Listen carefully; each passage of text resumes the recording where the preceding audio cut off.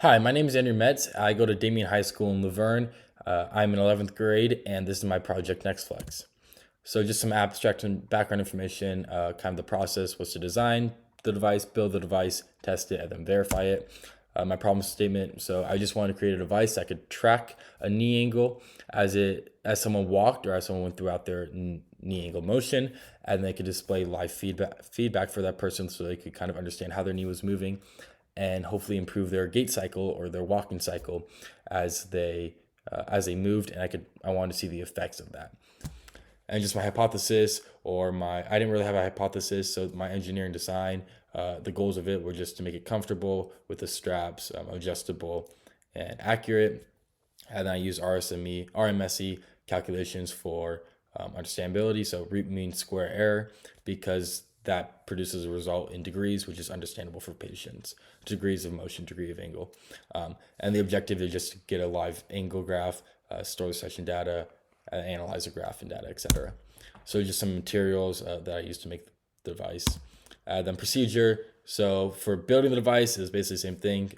Design a part, test, design, test until it eventually worked.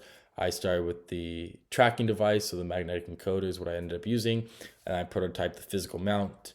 I ran practice tests with that, integrated electronics, built the software, ran more practice tests, and then I just kept iterating hardware and software until it was repeatable once I had the physical design done. And testing for this part, it was basically just a set of walking sessions with patients. With healthy patients, I did one 200-meter walk down and back on a track just to get a baseline average for what a healthy patient should look like. And for injured patients, I did a base session, a feedback session, and in 68 hours, I would do a follow-up session if they were available. They were all 200-meter walks. The base session was without feedback. The feedback session was with feedback, active feedback on the graph to see their improvement. And the follow-up session was with no more feedback to see any sort of retention effect. So these were the results with the healthy patients. This is the average graph in the top left. Each of the individual graphs are on the bottom, with the blue being the healthy patient gait cycle and the black being the average. And then the similarity using root mean square error is displayed right here for each of the patients. And essentially I determined that 500 was a good mark for a reference point for what a healthy patient might look like. Not a concrete value, but just a reference point. And these are the injured patient results. Basically, we saw an improvement in the base to feedback sessions. Patient one only did base and feedback because they couldn't come for a follow-up session. So I did two with them, two bases and two feedbacks at about a week apart. And patient 2 and 3, in all the patients, we saw improvements from the base of the feedback, implying that the active feedback had a real impact. But they also saw retention effects, which could either be motor learning or a reminder effect. And so that kind of goes into my discussion. Basically, we saw average gait similarity improvement of 223, indicating that real-time feedback had a solid effect.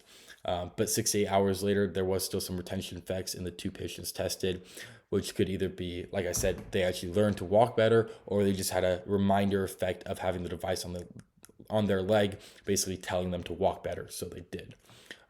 Even without the active feedback, it triggered a memory or an idea to walk better, but it wasn't contained or lasted throughout the entire time in between sessions.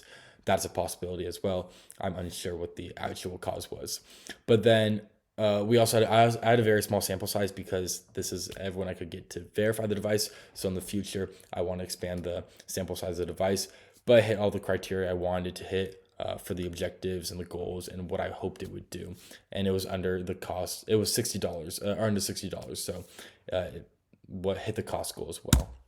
And just my conclusion, the project kind of feedback, the project in summary, basically there's feedback from the device that created improvement in the patients. There was a retention effect, and it validated everything I had designed or hoped the device would do.